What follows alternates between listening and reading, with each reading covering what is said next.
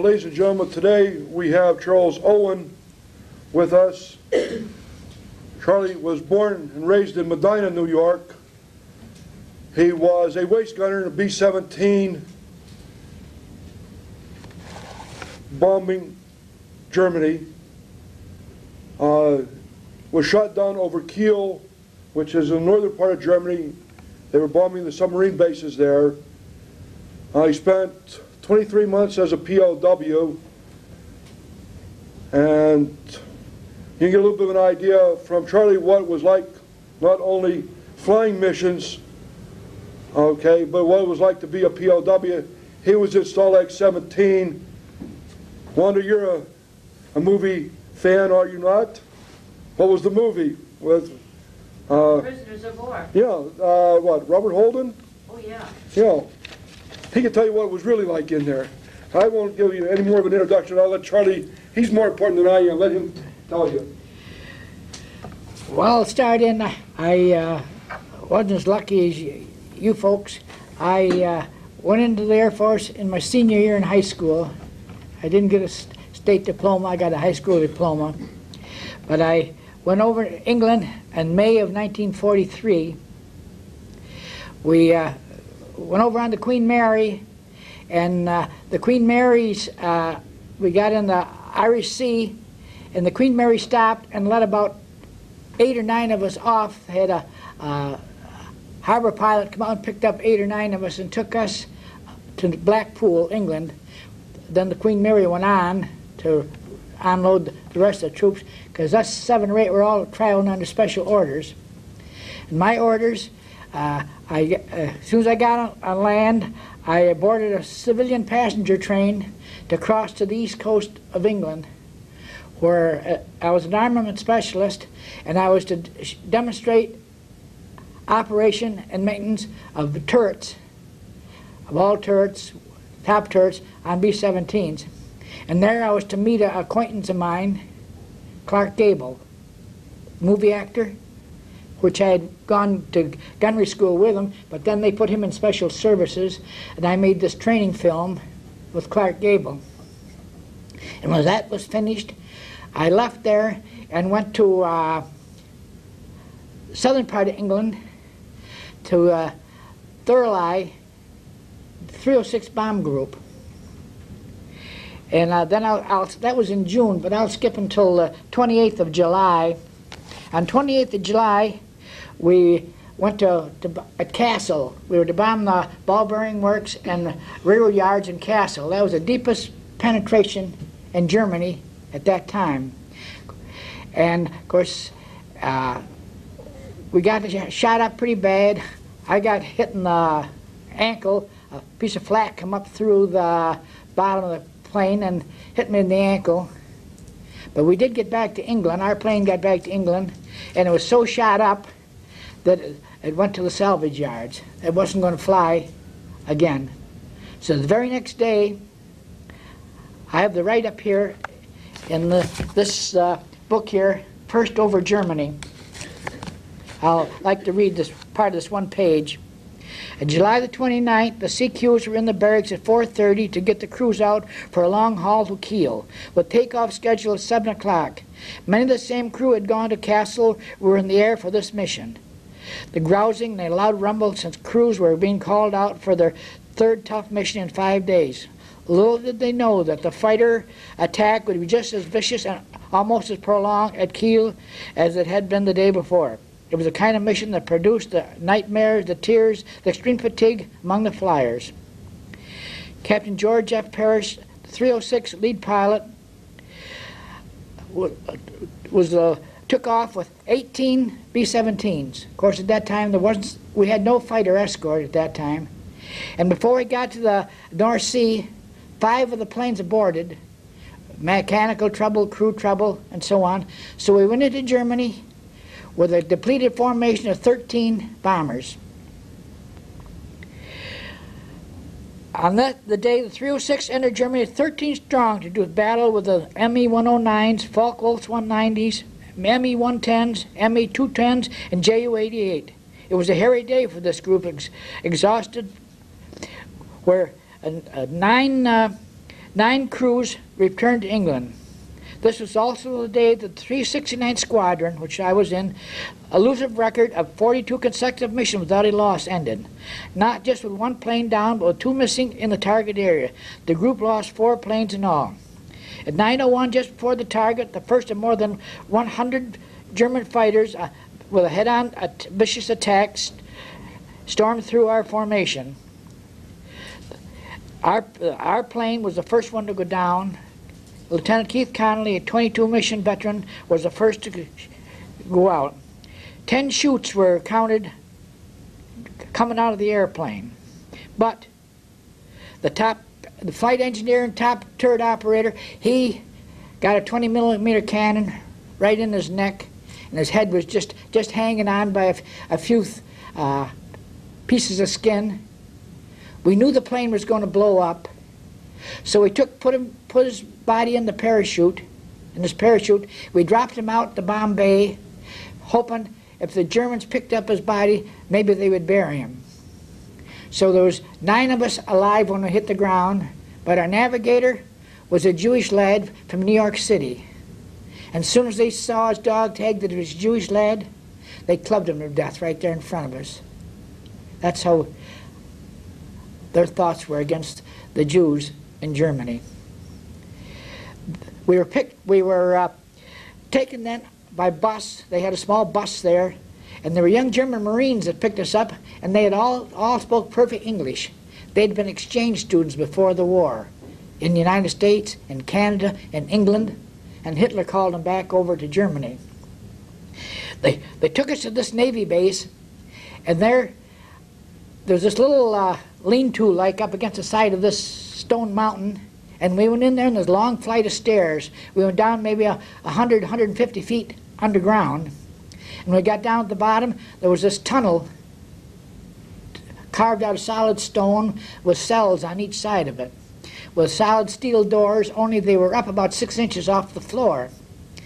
And inside of that cell was you'd call it the bed. It was a stone block about 48 inches up from the ground, 6 foot long and maybe 3 feet wide, with a couple handfuls of straw on it. That was to be our bed. After we were in their solitary confinement, and within a little while we heard could hear this funny noise. But what it was, the tide was coming in, and about 40 inches of water come right into the cell. Only thing I could think of, what they got us now, they're going to drown us. But then a little while later, of course, when the tide went back out again, then the water went back out of the cell, out into the Baltic Sea. From there, they loaded us in a boxcar, 48 boxcar. They took us to Hamburg, and at Hamburg, the one railroad yard, they took us out, marched us down the street so people could spit at us and throw stones at us. Then they loaded us in another boxcar, another railroad yard, and we went to Frankfurt. That was where Dulag Luft, that was a German interrogation camp there. I was there, I think it was 17 days in solitary confinement. And this one day, these 2 guards took me into this SS Major's office. And of course he knew my name, rank, and serial number. He reached back, picked up a book from the shelf there, and opened it up. There was my life history. From the day I was born, where I went to school, what I took up in school, when I went into service, and what I trained while I was in service till I got to England. When he got all through, I got up enough nerve to ask him, how did you get all that information? He said, from your friends and neighbors in Medina. And I dare say every little town in the United States. One of my buddies was here from Batavia. They had the same information from him, that all this information was going back to Germany. I found out after I got home that 3 of them that I knew in Medina, one was my near next door neighbor, a woman, 2 other ones were business people. And their information was going to Long Island, and at Long Island, I imagine it was radioed to a submarine, where then it was sent from the submarine by radio to Germany. After there, they loaded us into another boxcar, and we went to Munich, Stalag 7A, at Moosburg. And there, they, of course, we had no utensils. We had to make our own utensils.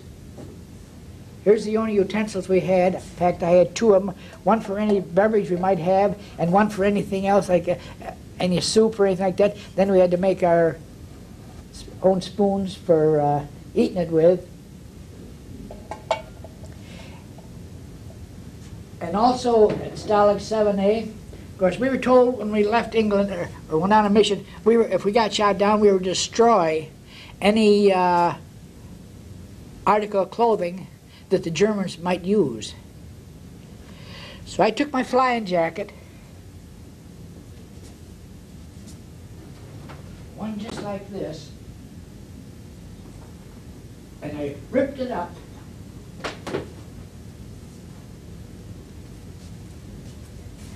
and wove it into a book cover.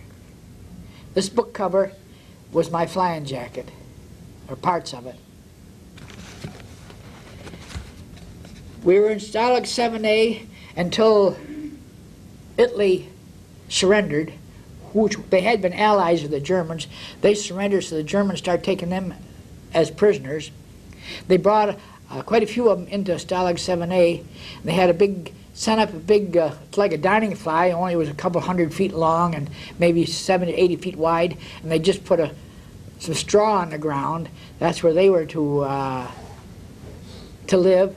But then it was getting in cold weather, so they decided, well, they wouldn't be able to leave them outside, so they said they'd take the Americans, they would move us, so they loaded us in boxcars, and we went all the way to Krems, Austria, Stalag 17, which was near about 30 miles northwest of Vienna. When we got there, that had been a concentration camp. The compound that the American was in had been a concentration camp. And the first thing we went into this one big brick building, you could still see the gas jets along the ceiling there where they gassed the prisoners. And while we were there, well, in fact, when we left Stalag 7A, there was 3 Americans traded places with 3 Russians, because they took the Russians out on work details, but they wouldn't take any of the American Air Force prisoners out. So they figured if they could trade places, maybe they'd have a better chance of escaping. They did escape, but about a month later they were recaught. Then they found out that, well, they're supposed to be in Stalag 17, but we got the right count of prisoners in Stalag 17.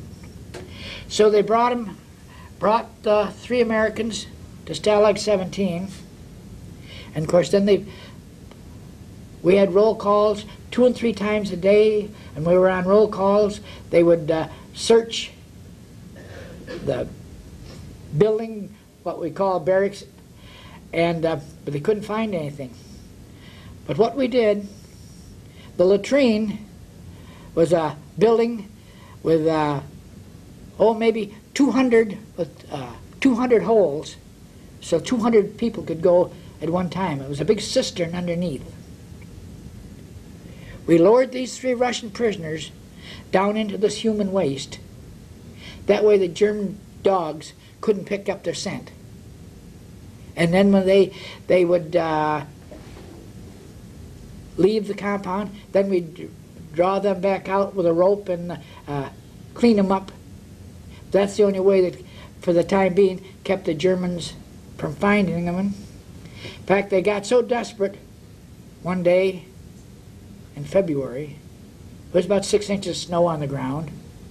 They took us out, took all the clothes away from us. We stood out there bare for 2 days and a night. There was 4,000 American Air Force prisoners. Not one squawked. Not one said a word. See, nowadays, how kids fight, different races, different everything like that. But we were Catholic, Jewish, Protestants, all, but not a one of them would let on where these 3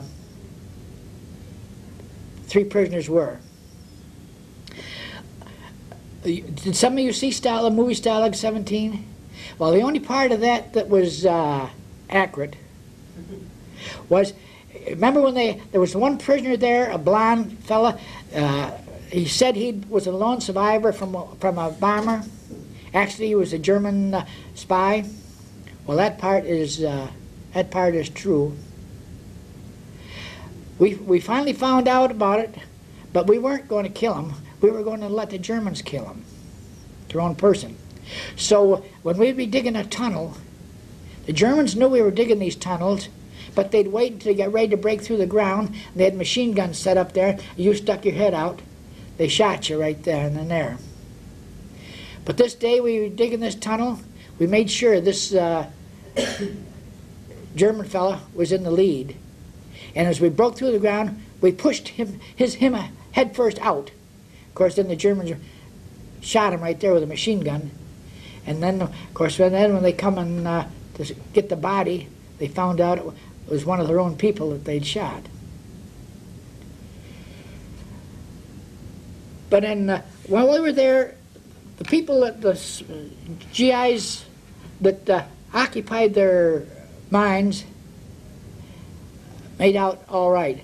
But the ones that just laid around thinking of home and things like that, they're the ones that went berserk, tried to go over the fence and stuff like that.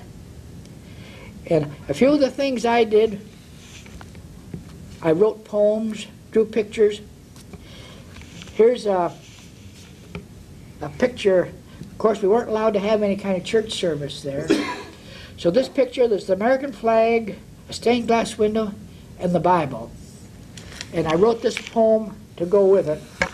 The Craigie Temple.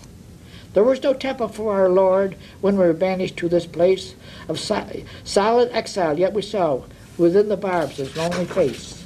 So we saved of scraps of wood, of crates of home and scraps of tin, and built on sand a solitude, a house where God might enter in. We were weak with strange despair, and hungry for blood was spilled. Yet preserve and come and see the temple which belief has built.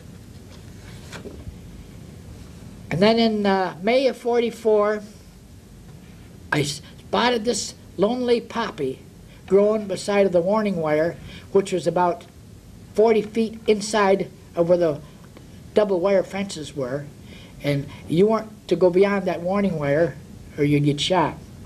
So I went out there at night when there wasn't any searchlight on, and I picked this poppy, and I brought it back in. This is the poppy I picked in May of 1944.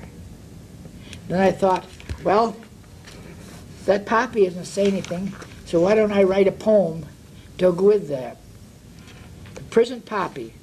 Growing alongside a prison fence, you proudly hold your head, like brightness of your petals, a better life can be led. You are a symbol of better days of all of us once knew. Carefree days, not with nature spent beneath the skies of blue. Hikes through the country and through the woods, picnics by the shore. You are a reminder of all these things that I am longing for. Though you grow within a prison, your life is so free, and help to cheer a prisoner's life in the land across the sea.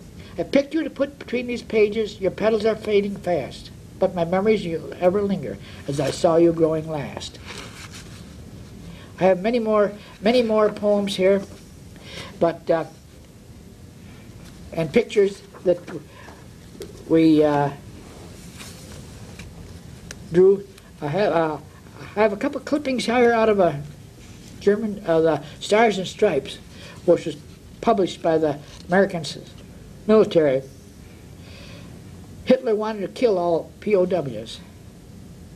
The Swiss radio confirmed yesterday report that in the last days of the war, Adolf Hitler ordered all Allied prisoners of war shot. Heard by BBC in London, the radio quoted Dr. Burkhardt, president of the International Red Cross, he said that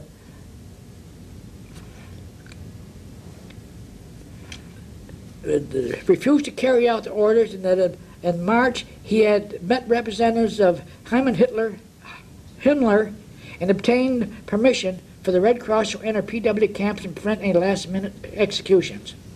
Last March, at the time of Dr. Burkhardt's visit to Germany, report that Allied prisoners of war would be killed and the widespread, but Himmler was blamed for that at that time.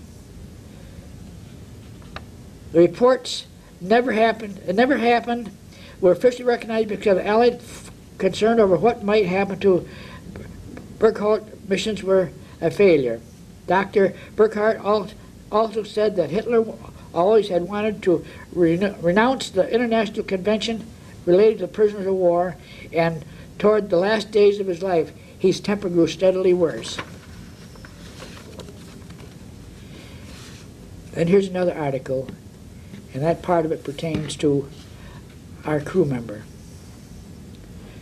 There's concrete evidence now concerning atrocities committed during the last few years against American and British airmen by German civilians and officials. Counterintelligence men of this division long have dug up numerous atrocities that apparently have run to a pattern throughout Germany. Gestapo agent captured in Magdeburg admitted having flogged an American airman with a rubber hose. An American captured after parachuting to earth from a flaming plane was dragged through Magdeburg streets to a police station where he was beaten almost to death by the Gestapo. After the beating, the airman was thrown into his cell. No one admits knowing what happened to him after that. Near Brautenberg, several wounded American airmen were caught on the ground and were beaten mercifully. The values were taken and they were left to die. A Polish girl, one of the group of slave labor, reported this incident and pointed out the Nazi ringleaders.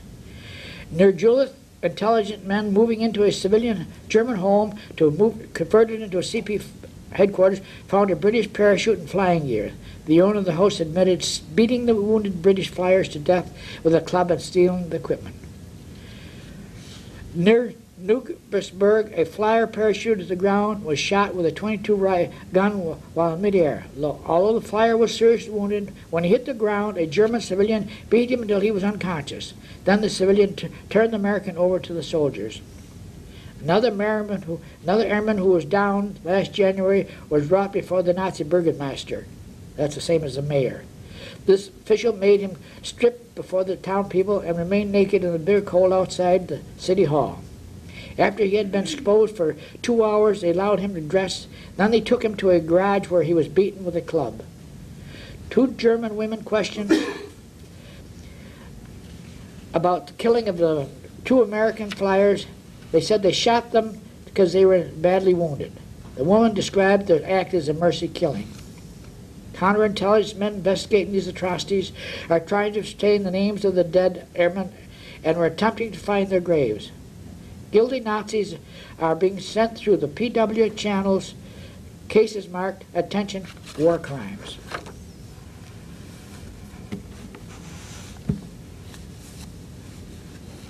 After being in Stalag 17 for 19 months,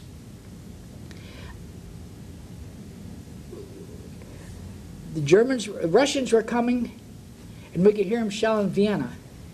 So the Germans didn't want to surrender to the Russians, so they decided to put us on a forced march. Of course, there was 4,000 American Air Force prisoners in Stalag 17.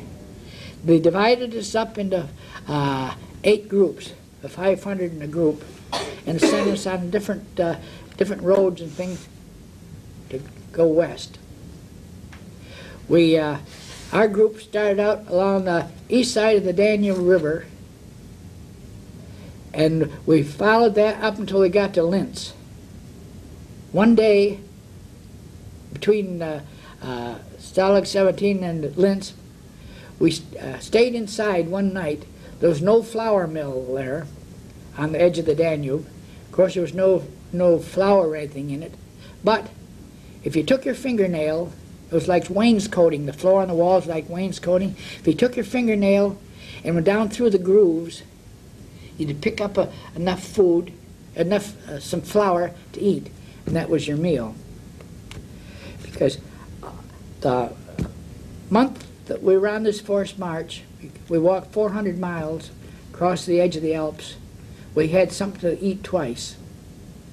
The one time, coming to this town, they had some dehydrated cabbage soup. They drained the water off and took the little pieces of cabbage and white worms. There was more white worms than there was cabbage. But they were cooked, and we ate it. That's the only way you could survive. And then one other place we come into, a small town, after we turned west, after we crossed the Danube at Linz, crossed the edge of the Alps, this one town, we come in there, they had some barley soup. But the barley was soured, was rancid, but we ate it. And any of you in your studies about King Richard the Lion-Hearted, when he was held prisoner in Austria? Well, that castle, Berg Castle, was right across the Danube from Stalag 17. And that, we call that the baby factory, because all male babies, when they were 6 months old, were taken from their parents and sent to this, starting their Hitler's training. And then when they were 6 years old, they moved them into the Alps, a camp in the Alps. And when we were on this forced march, this one night, we come down into this valley, and there was 3 or 4 brick buildings there in this little town. And we thought, gee, that's kind of funny. But when we got in there, there was this grassed area all enclosed in by a stone fence about 6 feet high. They put us in there, and we laid like cordwood on the ground. And that night we were guarded by 6-year-old boys carrying submachine guns. We were scared even to itch ourselves, because we could figure ourselves as if we were kids like that, guarding adults, the first move, we'd be ready to shoot them. And that's what we figured they would do to us. When we left there, of course we were in the Alps then, and each night we'd taken, dig a hole in the snow, pull the pine boughs and moss over us, and then let the snow cover that, come over on top of that. That's the only way we kept from freezing. We finally came down to the Inns River, and we followed the Inns River from Austria into Bavaria at Braunau, Hitler's birthplace. And we traveled a few miles along the Inns River, and up on the side of the mountain they'd taken this pine forest and they'd cut a square, left the center part with trees in it, and that's where they put us. We made teepees out of pine boughs and moss. That's where we lived. I have some pictures of some of the lean-tos that we lived in. We were there, and this one day we heard this rumbling noise across the Inns River. So there was a large stone cliff like there with an overhang, and some of us were standing out on this overhang, and this dirt road on the other side of the river would wind in. One time it'd be back in the trees, next time it'd be right out near the river. Right across from us, it was visible from our side. And the first thing we saw was this German or American tank, big tank with an American flag waving on it. There was 12 of them. It was Patton's 13th Armored Division. They had to go down into Braunau, where there was still a bridge across the Inns River. They get back on our side and relieved the German guards of their weapons. Of course, they didn't have anything other than their tanks, so they radioed the 7th Army, which is infantry coming up on our side of the river, that they'd located us. So 2 days later, the 7th Army come in there. They come in there with a couple of jeeps and 6 or 7 10-wheelers, Army trucks. And in there, they had loaves of bread.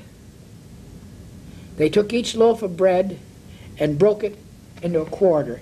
It was probably almost dark like this. It was filled baked bread. But when they broke that apart, that looked like the whitest angel food cake I've ever eaten. That's the first thing I had to eat edible in a month. At that time, I only weighed 85 pounds. Because I weighed 159 when I was shot down.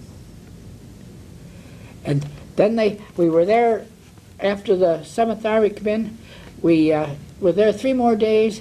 Then we had to go in. We went 80 miles into this town where there's a German fighter base. There they brought in enough C-47s to fly 4,000 of us out all at one flight. They flew us there to Nancy, France,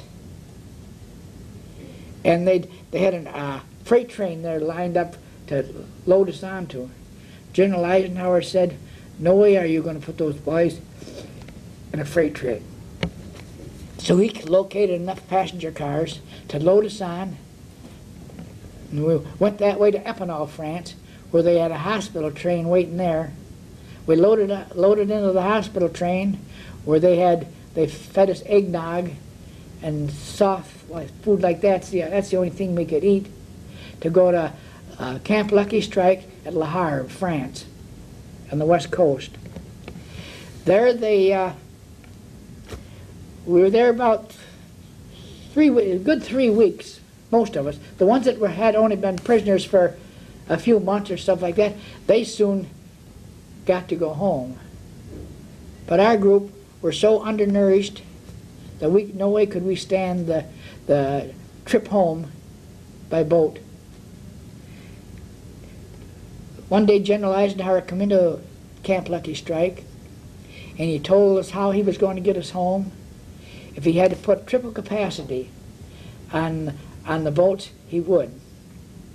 And I was fortunate that day to sit at the same table and eat with General Eisenhower. We loaded on board a Liberty or Victory ship to come home, and you were to spend 8 hours above deck, 8 hours below deck, and then you have 8 hours you had to use of a cot. But on the way home, we hit one of the worst storms I think they've ever had in the Atlantic.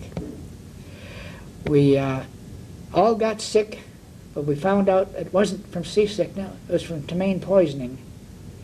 Because they were feeding us, it was like a chicken stew-like, all cooked right up to, you had to eat it all with a spoon. But I guess some of that chicken was spoiled. We got to New York. We didn't dock that night, but the next morning, before we went into dock, the ferry boats were sailing around us, and they looked like they were all loaded with like secretaries and things like that. They were singing to us, and the cars on the shore were all honking their horns. And then we docked. I didn't know it at the time, but they were making a newsreel as we were unloading from the ship. A couple of days later, a girl from Medina, well, there was 3 of them, one from Medina, they were studying to be nurses in Rochester, and they went to the theater this night. Of course, back then, we used to have a newsreel in between the shows. The one showing, then they'd have the newsreel, they'd have another showing of the movie. And the first thing they saw was me coming down the gangplank. This girl from Medina, she left the theater, went back to her dorm, and called up my folks. That's the first my folks knew I was home, or going to be getting home. And there we went to Camp Kilmer, New Jersey, and there they had this big mess hall. They had these big tables set up there, and all they had on these tables was fresh fruit. Watermelon, cantaloupe, bananas, peaches, and this was in the first part of June. but they had all these fresh fruits for us to eat. And then they, how's my time coming? You're fine. We went from there to Fort Dix. And there they had this big Quonset hut with a big counter across the front of it. And then there was just loaded with big cardboard boxes. These cardboard boxes was all loaded, all filled with $20 bills. Depending on where you had to go, they gave you enough money to get you home. Like they gave me 6 $20 bills to get to Rochester and to Medina. So Jack Hollenbeck here from Batavia and myself, we took the bus to Trenton, New Jersey. There we got on Pennsylvania to go into New York. This was about 11:30 at night. We were getting towards near New York. Neither one of us had ever been to New York City before. And either I said to Jack or he said to me, how do we get to Grand Central Station from here? In the seat behind us, there was a voice of a little old man says, where are you going, boys? I says, well, we're going to Rochester because Jack here lives in Batavia and I live in Medina. The voice says, boys, I was born and raised in Middleport. He says, I'll take you to Grand Central Station. I never saw the man. He took us by subway to Grand Central. I can't remember being on the subway, but we got into the, then we went to Grand Central. There's a great big huge lobby there. We were out in the middle of this lobby, and he said, boys, that window over there is where to get your tickets to go to Rochester. I turned around to thank him. There was no one there. Only thing I can figure, it was an angel that was leading us. And we got, there we got the train for Rochester, and then the bus from Rochester home. There they, after we got home, they were giving us 60-day furlough. In fact, they increased to 66 days while I was home. And when we got the end of the 66 days, we had to go back to Atlantic City, where they had a hotel reserved on the boardwalk. And if you were married, you could take your wife with you. If not, you had a private room with maid service. You were there to be there a week when they were getting your record straightened up so you could get your discharge. But our group, they couldn't get it done in that week. So they give us the opportunity to go in any other branch of the Air Force we wanted to get into them. So I looked through the list and I saw the 2nd Radar Experiment Squadron, Wright-Patterson Air Force Base, Dayton, Ohio. But they had a attachment at Air Transport Command at Fort Dix. So I thought, well, if I go there, take up that, maybe I could come home on weekends. So I signed up for that and went to Fort Dix. I was only there a few days, and they said, well, we're going to have to send you down to Orlando, Florida, to the Telegraph Hill down there, in a B-25 to fly radar missions for different universities and companies were experimenting on radar. So this one day we went up in this B-25 in this Thunderhead to experiment with some of the equipment. And when we got into this Thunderhead, that flipped us over just like a feather. And the B-25, their engines are gravity fed. We lost prime at both engines. We were about 12,000 feet. The time we got the plane uprighted and the engines finally primed, we were down to 4,000 feet. We were right over the Everglades. All I could see is water, vines, and think of moccasins and alligators there. But we got it back to the base. And after I was there about a week, word came in that they had my records so I could get my discharge. So then went to Rome Air Base to get discharge service. Of course, then they didn't They didn't do any kind of physical or anything like that. They asked me how many teeth I lost. I told them, but they didn't offer to fix them or anything like that. I have a few things I'd like to show you, and a little story behind them. In this page here is a bunch of German stamps with a Hitler swastika and Hitler's picture on. The one day when we was crossing through the Alps, we come into this little valley, and there's this farmhouse there. And of course, their house and barn are all connected as one long building. So they put us out in this field for the night. I couldn't hear any dog or anything barking, so along the edge of this field was this drainage ditch, went right up quite close to the barn. So, well, if I can, as the moon goes under a cloud, I'll crawl over that ditch and crawl on my hands and knees up this 1/8 of a mile to this farmhouse.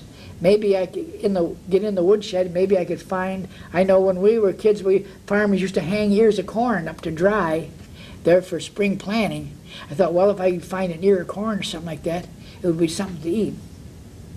But I couldn't find anything. But as I got ready to leave, I looked down by the kitchen door. There was this ash scuttle there where they put ashes and newspapers and all stuff like that. I looked down there. I saw these letters. I says, well, I can't crawl back that 1/8 of a mile with nothing.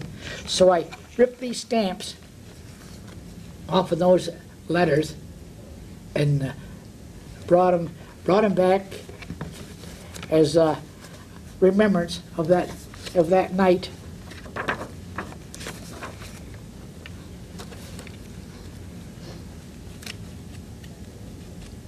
And the other thing, when we was in 17, we put on a couple plays to pass the time away. Have you ever seen, any of you ever read or seen Life with Father? Well, we put on that play, and of course the children in Life with Father all had red hair. So we were able to buy a small can of like red barn paint, and we painted our hair red. So we made all of our own settings out of cardboard, and our clothes and everything all out of cardboard and stuff like that to put on the play. That was in February of '44. Then April of '44, we decided we'd put on another one, and we were Can-Can Girls. On Life with Father, I was the youngest son, but the Can-Can Girls, I was one of the Can-Can Girls. We took our electric heated boots, and we got a hold of some white paint, and we painted like shoelaces, just like cross X's like that, to represent shoelaces. And then we made fans like out of cardboard for our heads, and we put on a dance. But those are the kind of things that kept the spirits up among the ones that was willing to do something to. Otherwise, so many of them just try to run to the fence and try to climb it, and of course they were shot. They were shot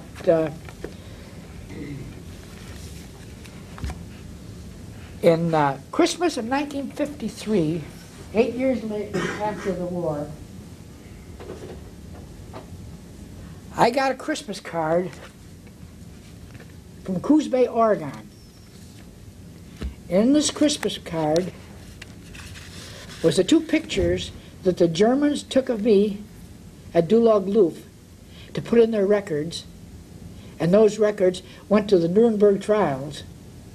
And after the Nuremberg trials, this one fellow, because our serial number was on the tag across our chest, he could track from that serial number who we were and where we lived.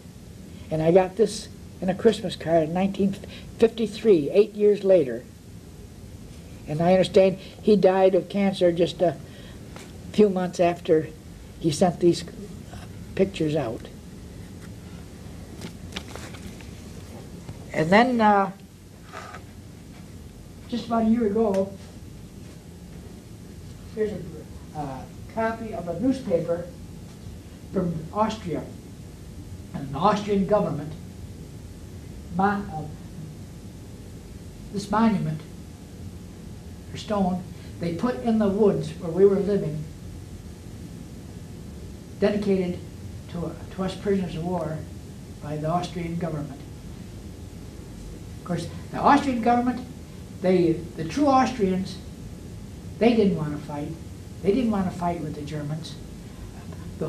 Like those that you saw Sound of Music, saw there where the true Austrians didn't want to fight with the Germans.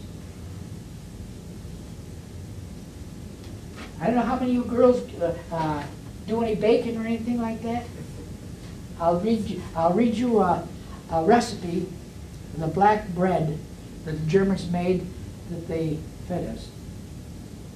They used 50% bruised rye grain, 20% sliced sugar beets, 20% tree flour or sawdust, 10% minced leaves or straw.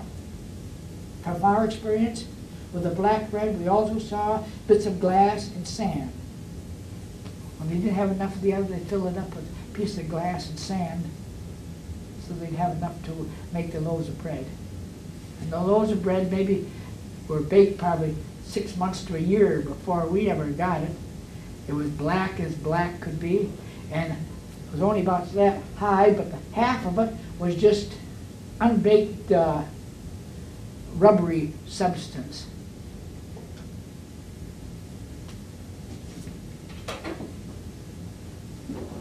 And you said you saw Stalag 17. Did you see where they were throwing, they'd throw some cigarettes across the fence into the Russian compound or French compound, where they would bring a potato or onion into their compound?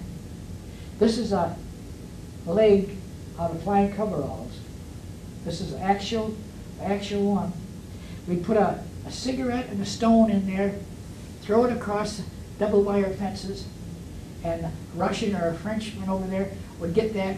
He'd put if he'd have brought in an onion or a potato, he'd put it in there, then he'd throw it across back over into the American compound.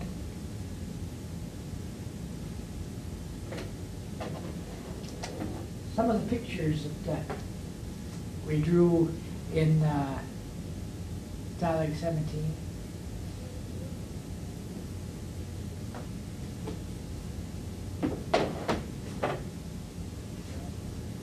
This is a picture of a plane from our squadron. That's reproduction of an oil painting that hangs in the headquarters of Boeing Aircraft out in Seattle, Washington.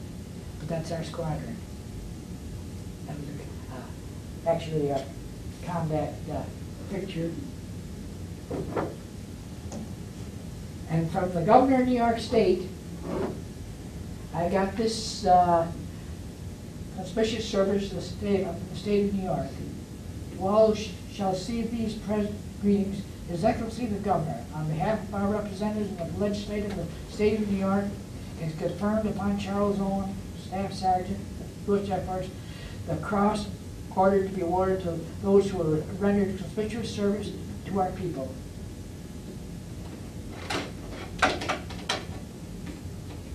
This is the Iron Cross from in the state of New York. It was given to me by the governor of New York State.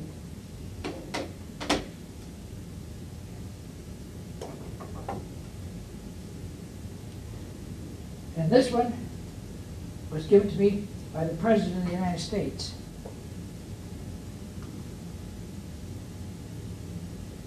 From the honorable for your honorable service for a prisoner of war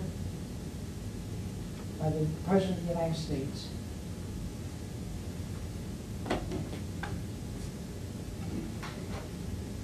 And this is given to me by the citizens of Orleans County.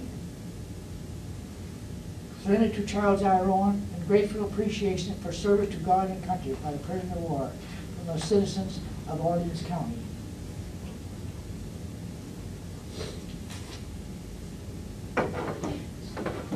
Do any of you have any questions you would like to ask? Yes.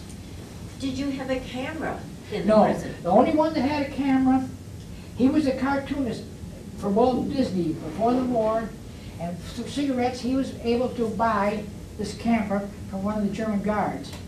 And this book here as pictures that he took of Starlight 17 and the facilities we had to live in. Then in the back is where we were living in the pine forest, where we had to crawl down 250 feet down the side of this mountain to get down to get some water. And it's got pictures of the let's say the fleet tours we made. My pictures in here with a group of fellas. Did he take the ones of the plays you put on? Yes, I had them. He took those too. And here's one poor fellow that went down to get some water, got parked way up, and he died before he got back up to the top of the hill with his water.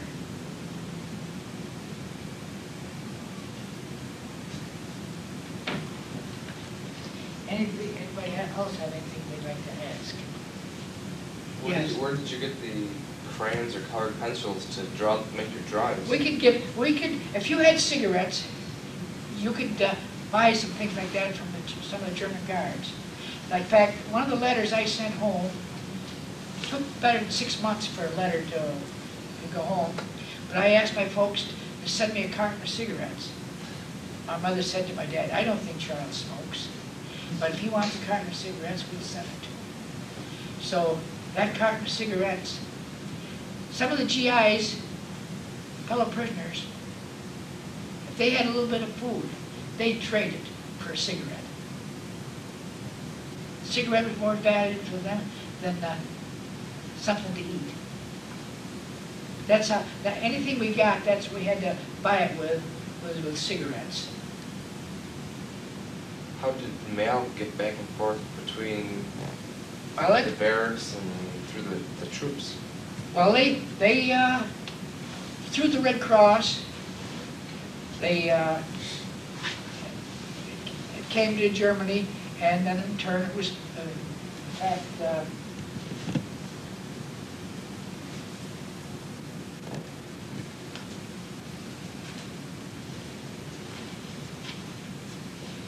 you had to have a license or permit to send anything, even a letter. Had to have a permit on it, and it had to couldn't be a sealed letter because our government censored it. Then the German government censored it before it could be delivered to us. And a few weeks before we went on this forced march, I received a package from home. The fire company in Medina had decided they wanted my folks to send me a wool sweater. But my mother said, I think like some wool underwear and socks or something would be more value to them than the sweater. So they sent me 2 pair of long johns and some socks. And I got them just a few weeks before we went on this forced march. In fact, I gave 1 pair of the long johns to a fellow prisoner. He was from Maine, and he'd only been shot down a little while, so he didn't have any chance to scrounge anything or anything. So I gave him 1 pair of the long johns, but I kept the 2 pair of socks. In fact, when we were on the forced march, I would wear 1 pair of socks in the daytime. By night, they were wet or damp. I would take them off. The other pair I had underneath my shirt, against my body, drying it off.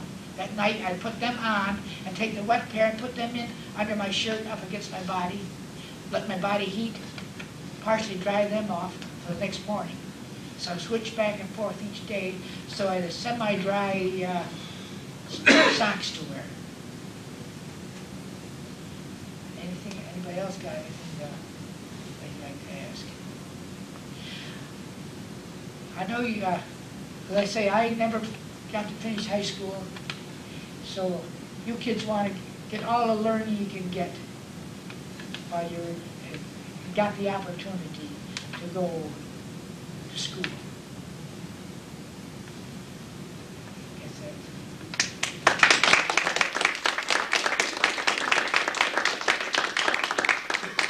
You never did find out who the guy was from Waterport, from Millport. I don't think there's ever anybody there.